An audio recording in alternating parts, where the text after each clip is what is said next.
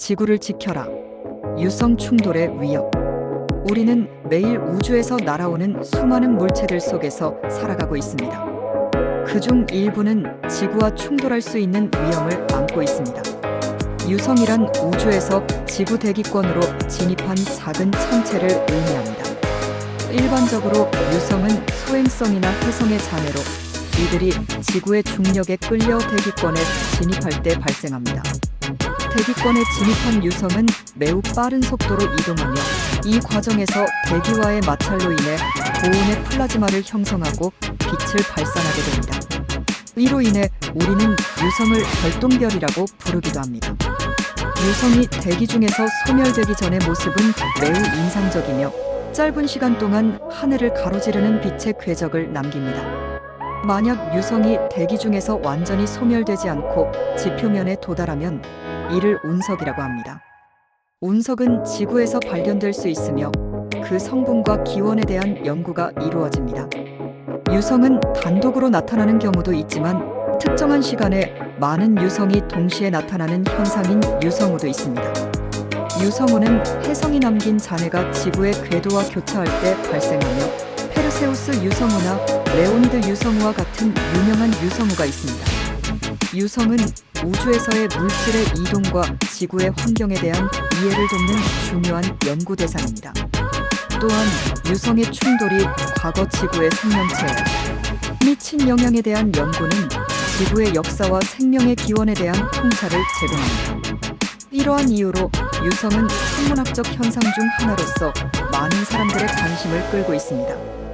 유성이 지구에 충돌할 경우 그 충돌의 규모와 유성의 크기에 따라 다양한 결과가 발생할 수 있습니다.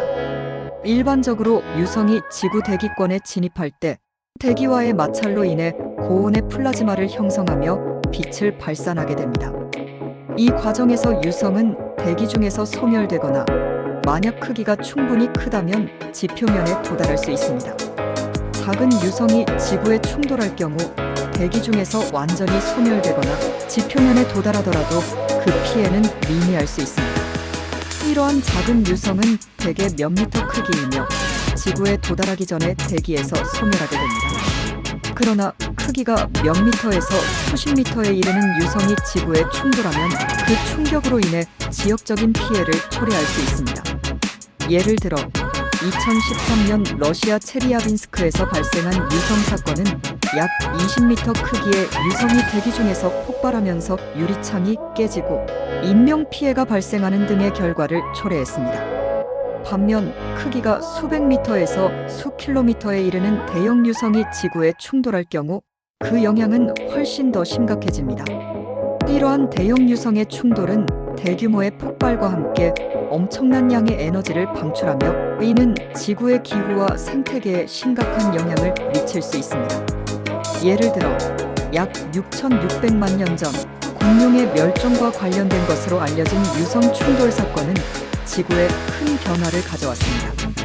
이 충돌로 인해 대규모 화재, 기후변화, 그리고 생태계의 파괴가 일어났습니다.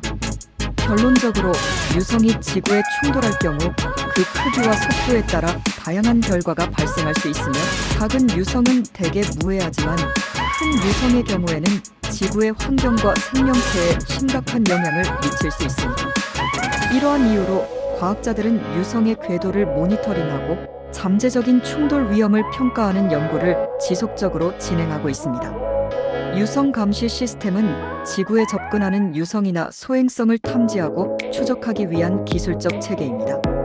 이러한 시스템은 우주에서의 위험 요소를 조기에 발견하고 그 궤도를 분석하여 지구에 미칠 잠재적인 영향을 평가하는 데 중요한 역할을 합니다. 유성 감시 시스템은 여러 가지 구성 요소로 이루어져 있습니다. 첫째, 지상 및 우주에 설치된 다양한 관측 장비가 있습니다. 이들 장비는 망원경, 레이더, 그리고 인공위성 등을 포함하며 이들은 유성의 위치, 속도, 크기, 궤도 등을 측정합니다. 특히 천문학적 망원경은 유성의 밝기와 궤도를 관측하는 데 유용하며 레이더 시스템은 지구에 가까운 천체의 정확한 위치를 추적하는 데 도움을 줍니다. 둘째, 데이터 처리 및 분석 시스템이 필요합니다. 관측 장비에서 수집된 데이터는 컴퓨터 알고리즘을 통해 분석되며 이를 통해 유성의 궤도를 예측하고 충돌 가능성을 평가합니다. 이러한 분석은 유성의 궤도가 시간이 지남에 따라 어떻게 변화할지를 예측하는 데 필수적입니다. 셋째, 유성 감시 시스템은 국제적인 협력과 정보 공유를 통해 더욱 효과적으로 운영됩니다. 여러 나라의 우주기관과 연구기관이 협력하여 데이터를 공유하고 유성의 위험성을 평가하는 공동 연구를 진행합니다. 예를 들어 NASA, Near Minus Earth Object Observations NEO 프로그램이나 유럽 우주국 ESA의 NEO 프로그램은 이러한 국제적인 협력의 일환으로 지구 근처의 천체를 모니터링하고 있습니다. 마지막으로 유성 감시 시스템은 대중에게 정보를 제공하는 역할도 수행합니다. 유성의 충돌 위험이 있는 경우 정부 및 관련 기관은 대중에게 경고를 발령하고 필요한 경우 대피 계획을 수립하는 등의 조치를 취할 수 있습니다.